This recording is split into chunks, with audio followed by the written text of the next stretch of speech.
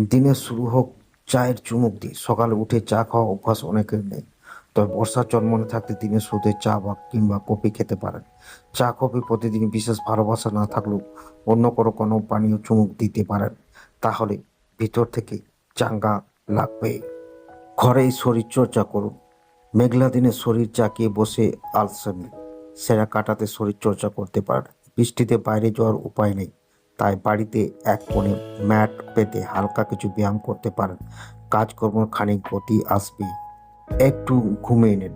বাড়িতে রয়েছেন, বিশেষ কোনো কাজ নেই, সেক্ষেত্রে কিছুক্ষণ ঘুমিয়ে নিতে পারেন।